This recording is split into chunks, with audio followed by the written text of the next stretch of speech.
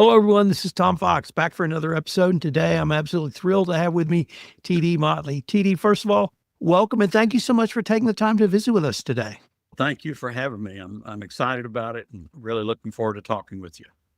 I wanted to start with, though, a book, which is The Art of Farming Sketches of a Life in the Country. Could you tell us about storytelling and illustration as you put them together? Of course, yes. I've got the book with me right here. I'll show you what the cover looks like. As a kid, I've been drawing since I was 3. I drew the same picture over and over again through first grade till I got really good at it. It was always a barnyard with a cow and a pig and a horse and a rooster on the roof. And so I grew up in love with illustration. And so my first exposure to art really were through what we called the funny papers, especially in the Sunday funnies. And I had heroes like Pogo and different comics like that. And by the time I was in the 3rd, 4th grade or so, I was drawing my own versions of those comics. So in the 3rd grade, I could draw you Pogo and Albert the Alligator, all those guys. I learned a lot about line as a child, how to create an illusion of a recognizable shape with line. And that was a kind of a limitation in the way in that with cartoons, you really only need 3 values, a light, a medium, and a dark. So when I got to college and got into drawing classes, the teachers would just get so frustrated with me because they would want me to have 5 or 6 values, make things look realistic. And I would be like, 3's enough, isn't it? So my trajectory then discovered Mad Magazine. And so Mort Drucker and all of those great cartoonists became my heroes. And so I borrowed from their styles and that. And at about 14, I hope this is answering your question, okay? When I was about 14, we were living out in the country, of course, and I bravely put together a packet of my drawings, my characters, and sent them off to Bob Taylor, who was my favorite editorial cartoonist at the time. He worked for the Dallas Times-Herald. And I sent him a packet of my stuff, 14 years old. Several weeks later, I go out to the rural post box and pull out this package. And in it were my original drawings that I had sent Bob Taylor, and then his drawings of those drawings, and then all kinds of lessons, handwritten lessons from him, telling me to vary my line weight in the lines. It was like an education in a package. And I can't tell you what that did for me at 14. At 14, I was like, I knew I wanted to be an artist. I was going to be an artist all my life. But that was such a shot in the arm by one of my heroes. And then I was pretty much off and running. We're going to stop there because we're going to unpack a lot of that. Okay, all right. First of all, we admit the enemy and he is us. The greatest line from a comic strip ever. And that came from Pogo. Yes, what a guy. Yeah. I grew up in Houston, and on Sunday morning, they read the funny papers. And my dad worked 6 days a week, so the only time I saw him was on Sunday. Yes. And that's how I learned to read. Yep. Was reading along as they read the funny papers. And his favorite strip was Pogo. I love it. Yes. Yeah. But it doesn't end there because I was one of the most voracious collectors of Mad magazines ever. As I have a son who has the whole collection. He's got all of them. Yeah, I hauled mine around for 40 years before I sold them. And Mort Drucker was one of the greats. They were all great. Yeah. You can name any one of the Mad artists, and Davis. They were just fabulous. So you're the first person to mention Mad Magazine on one of my podcasts, and you're first person to mention Pogo. So double kudos. Excellent. And I was born in Beaumont, so I was in Beaumont reading those funny papers as a kid. Is that where you grew up as well? I was born there, and I moved all over the state, really. I was one of those kids who got moved around a lot. But my family are all from Hill County, which is basically just below Waxahachie down to Waco. And so I grew up with all of that. I grew up with aunts and uncles and both sets of grandparents in towns like Mertens and Irene and Frost and Milford. And then, of course, in Beaumont. We moved from Beaumont when I was probably in the 3rd grade. So 1st and 2nd grade, my love of reading certainly was initially inspired by the funny papers. But I have to credit the wonderful first and second grade teachers at L.R. Peach Elementary in Beaumont, because they gave me such a love for reading and for writing. I really enjoyed. First grade was block letters. Second grade, we were doing cursive. And man, for a kid to learn cursive, it's like your thoughts just flow. Cursive is like some AI invention or something. And that really, I had teachers take interest in my writing and drawing abilities from a very early age, first grade on. Let me speak or delve into a little bit about Bob Daniels, because almost every artist I talked to had a mentor or someone they looked up to who gave a word to them, who gave them lessons, gave them something that really spurred them on in their own passion. Could you talk about, you said what it meant to you to get that packet back from him, but could you talk about really how that helped you understand maybe I can do this? Bob Taylor was the Taylor. cartoonist. Absolutely. And mine started early at Rosemont Elementary in Oak Cliff. Miss Hattie Wilbur was the art teacher, and she recognized that in me, that desire and that just passion to make cartoons. I had my own cartoon strip, comic strip. And Ms. Wilbur arranged for this really interesting, she would put together a group of kids from Rosemont who wanted to help me. And on Saturdays, usually, for all of the seasonal events, Halloween, Thanksgiving, Christmas, etc., St. Patty's Day, there was a small department store on Jefferson Street in Oak Cliff. And she made arrangements with the owner of the department store that we did all their windows for those seasonal holidays with all of my cartoon characters. And like Walt Disney, I would first in soap, I would draw the characters in outline for the other kids to fill in with colors. And I'd tell them what colors I wanted. I felt like Walt Disney in the fourth and fifth grade.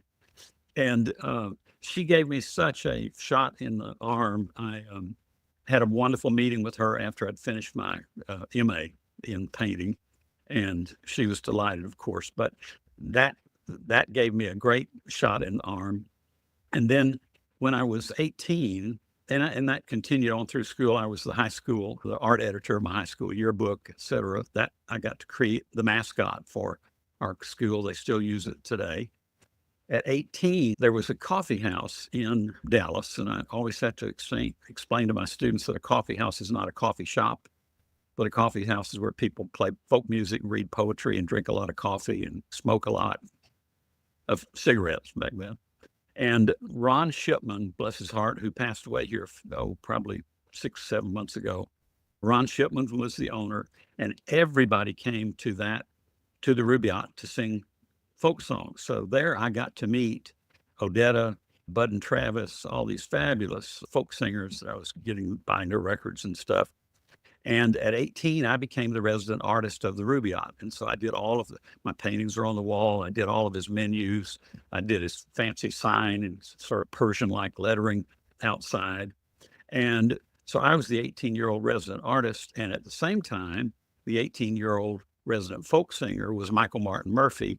And so Michael and I have been friends since 18. Everybody calls him Murph. But so he did one of the nice blurbs for my book. We've kept in touch over the years.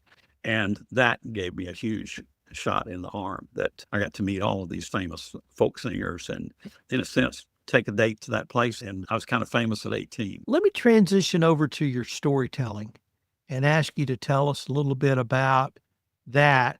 And I say that because when I write fiction, my process is it plays out in my head and I simply record what I see. I think about it, but it's just like I'm reporting what I see. Is that your creative process or is yours different? The Art of Farming is my first work of fiction.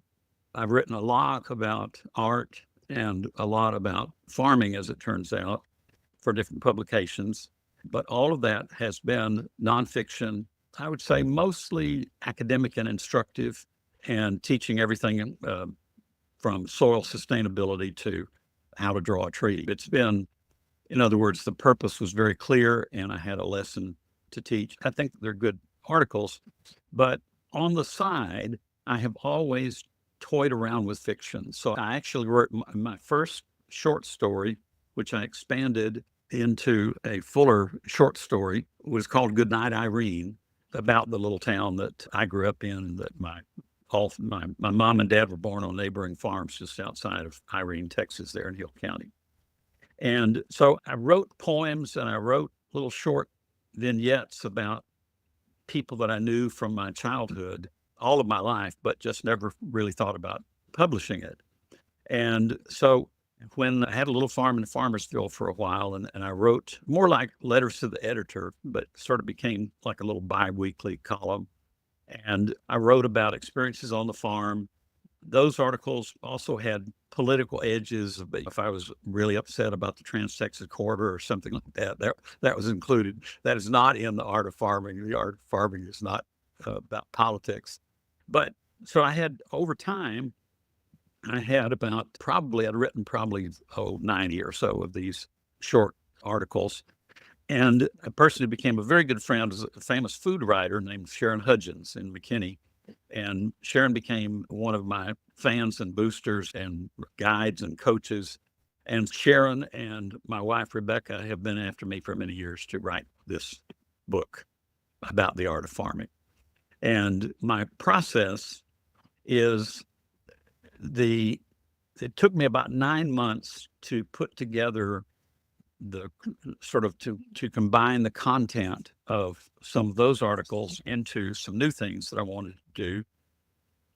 Come up with these characters that I invented that they're composites of a lot of people that I grew up with and a lot of people that I've known in my art and farming life. And met Lauren Steffi, talked with him a little bit about what I would like to do toward the art of farming. And he liked the idea, and the rest is history. He did tell me that a number of his publication colleagues, other publishers and that, at some dinner or whatever they were having, and he brought up that, and they talk about their different projects and that, and he was talking about this new project that he had going called The Art of Farming, and he explained it to them.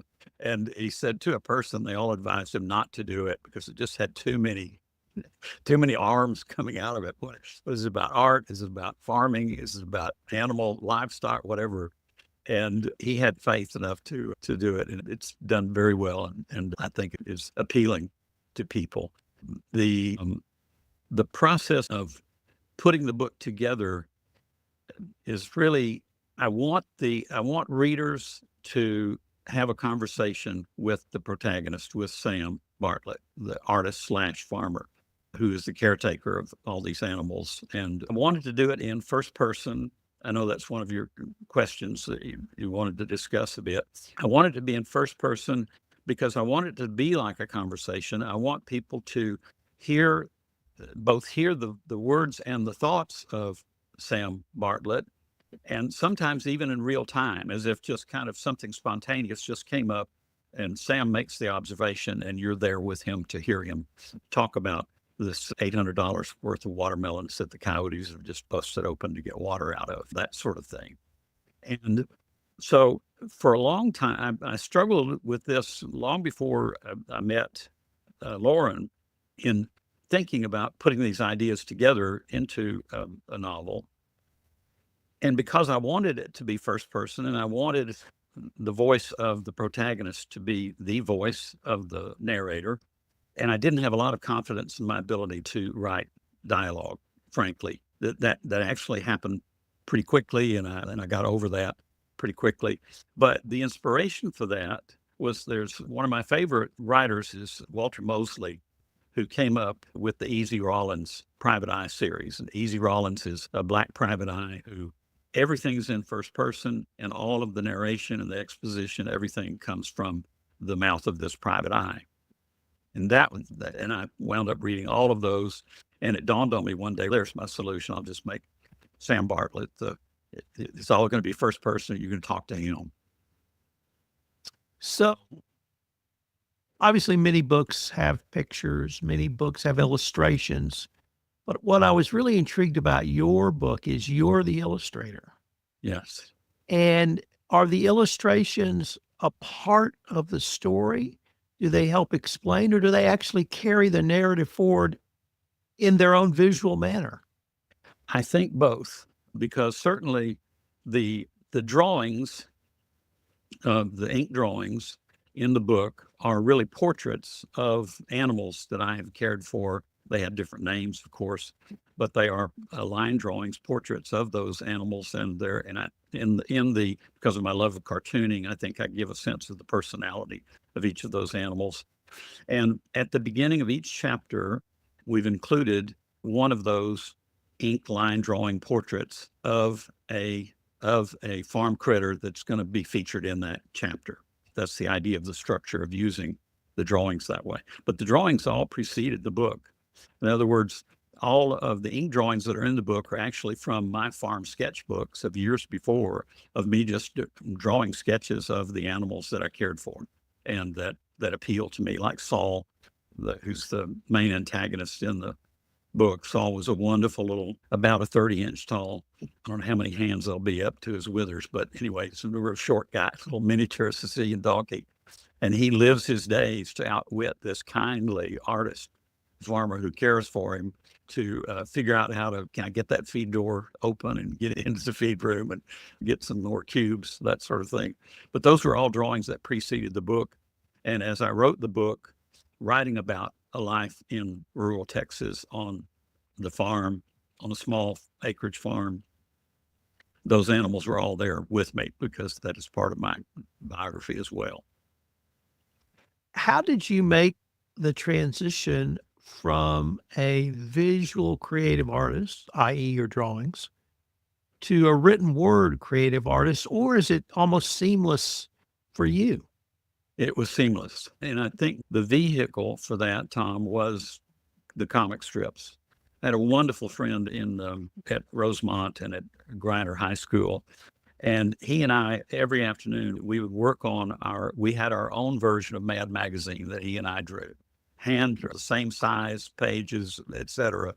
And he and I, it was just a wonderful outlet for two kids in Dallas trying to comment on the irony of advertising and politics and everything else that was going on from the minds of 11, 12, 13-year-old boys.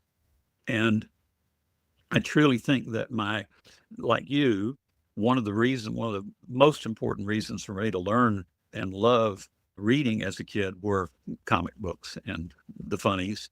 And that's what I always wanted to do. In fact, as a teen, I really had planned on being the next Walt Disney by the time I was 30. That was in my thinking. So for me, even though most of my mature painting work that's shown in museums and the like, and those kind of important venues have been very large abstract paintings, 7 by 9 feet, 8 by 10, 5 by 8 feet paintings that are abstract. I have a serious side, my fine artist serious side, that loved painters like the work of Helen Frankenthaler and Morris Lewis and these great mentors of mine in abstract art. But along with that, at the same time that I made large abstract paintings, I was teaching college students how to draw. I was continuing to draw myself. My wife has kept track of all of my sketchbooks back to my earliest days.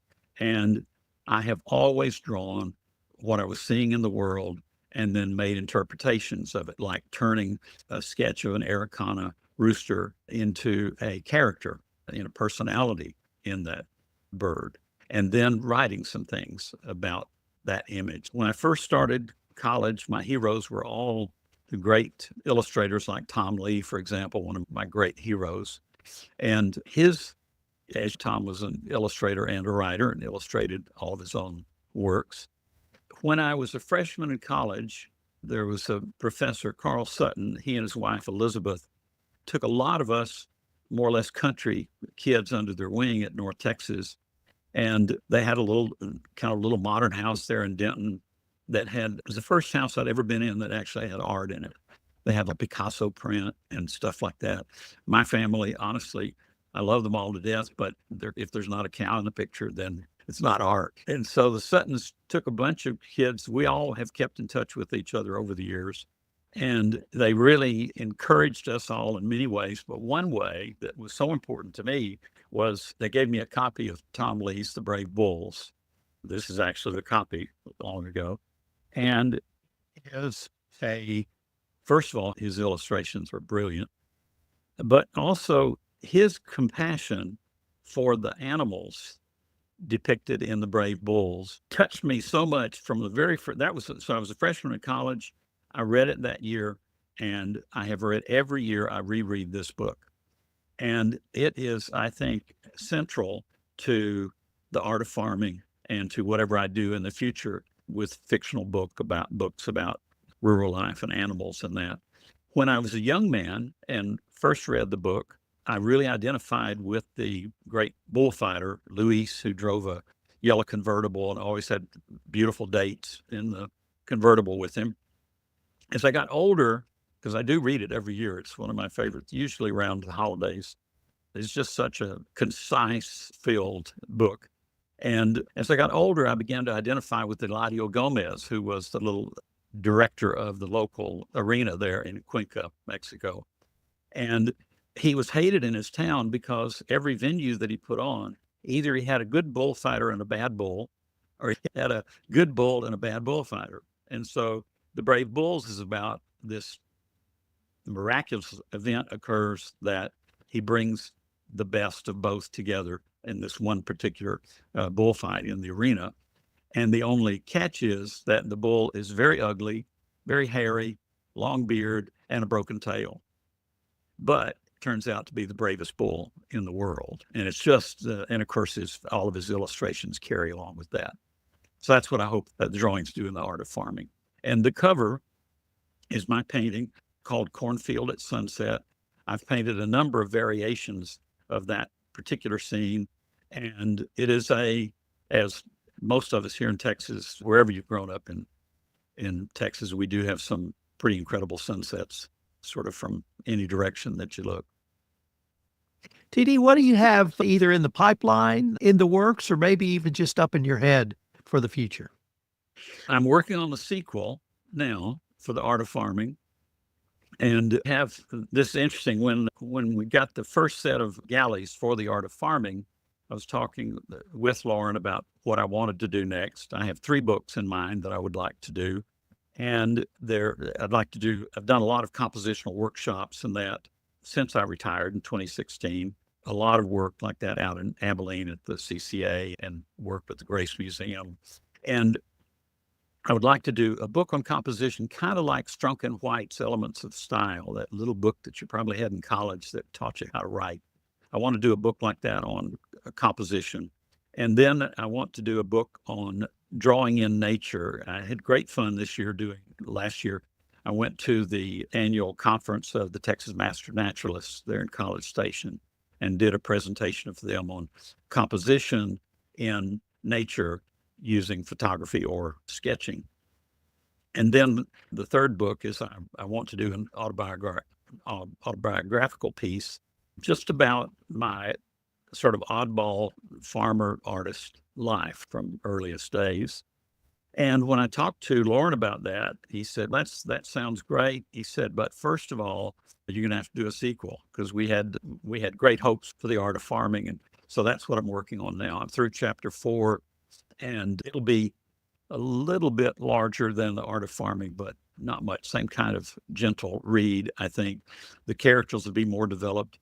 The characters, I want to be careful about. I want to present readers with characters that they can see and feel a relationship to, but I don't want to get so specific that they become portraits of individuals. In other words, I might say something in the sequel about my grown freckle-faced daughter, but I don't want to go much beyond that, say something about her sculpted features or anything like that. And Sam Bartlett, I want people to be able to see him for themselves, and I'll give you hints about his overall appearance and the things that he cares about.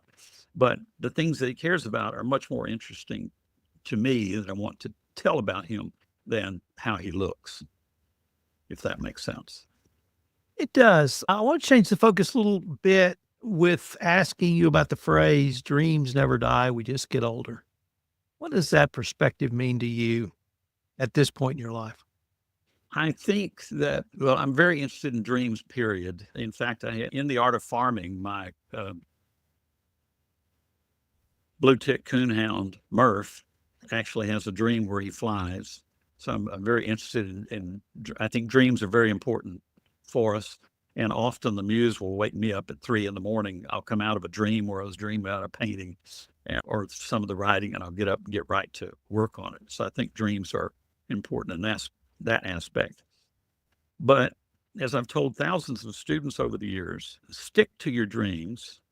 You don't know what crossroads are coming out there ahead of you. You don't see them yet. You want to prepare yourself the best you can so that when you come to that, what the Greeks called a heuristic moment, that those heuristics where there's an intersection of a whole bunch of things that you didn't even see coming and they're not your doing, that they just come together and you have an opportunity because you have dreamed yourself being there and you have prepared yourself to get there, and you never know what's waiting for you there. First of all, stick to your dreams. I would say that most of the serious art majors that I taught over the years shared a commonality in that they all drew from a very young age. They just did it as a passion. They just drew and kept at it. But I think but the other part of this advice that I would give students is don't chase the herd. Don't be in a hurry to develop a style, either in writing or in art.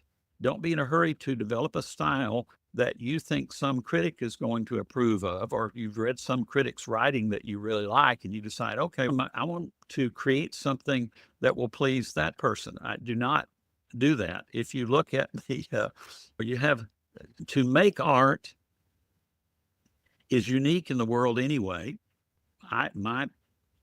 My family at large respected the fact that I was a teacher, but they also, I'm talking about all my farming family, they also were always they couldn't quite figure out why anybody would make a major out of art. Do they actually have an art major in college? That was like, agriculture is understandable, but why would anybody major in art and get degrees in it? And I think that if you stick to what is challenging you, improve all artists and writers know the very thing that they need to improve on. You're your best teacher. If you want to be an illustrator and you're not very good at drawing hands, don't put the hands behind all of your characters, draw them. And the uglier, if you're not willing to make an ugly drawing, or if you're not willing to write an ugly sentence, you're not going to write a good one. You're not going to get there if you're not willing to have that in your experience. And I think that when I was in high school, my high school counselor, the main counselor, told me that I couldn't go to college because my math scores were not good enough. My high school principal, who didn't care much about art, anyway, all of the messages I got were, you're not going to be able to go to college. And don't even try that. Thank the Lord, I ignored that and became an art major in college. And I think that in art, as in many fields, you may have to work at some other job while you get better and better at the art. If you can't find somebody who's going to pay you for your art right now or pay you for your writing, then you might have to tend bar or wait tables or be a printer or not that's a career anymore.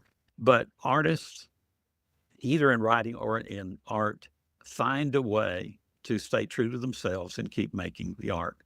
And many examples of artists who did not make it, so to speak, until their 40s and 50s and 60s. And I do think stay true to yourself, follow your dream, and do not chase the herd. TD, unfortunately, we are near the end of our time for this episode. But before we leave, I wanted to ask you if our listeners wanted to connect with you, find out more about your art, find out more about your writing, or connect with you on social media platforms, what would be the best place or places for them to go? I'm on Instagram. It's just at Tom D. Motley. That's Tom and D as in David, Motley. At Tom D. Motley is my Instagram. I'm on LinkedIn as Thomas Motley. And I'm very active on both of those venues. And if you're interested, if you just put in on the internet, Thomas Motley, artist, Texas artist, author, a number of things will come up, including I write for an art publication called Art Spiel, Spiel. And the publisher of that magazine did an interview with me that just posted Monday morning at Art Spiel. And let me look here real quick. Utopia, EUTOPIA is another site that I write for, and you can find my articles at Utopia. But the LinkedIn and the Instagram sites are a good way to get in touch with me, and I'd love to hear from folks via those venues. TD, I greatly enjoyed myself. I can only say that we will continue this conversation. Excellent. I look forward to it, Tom. Thanks very much.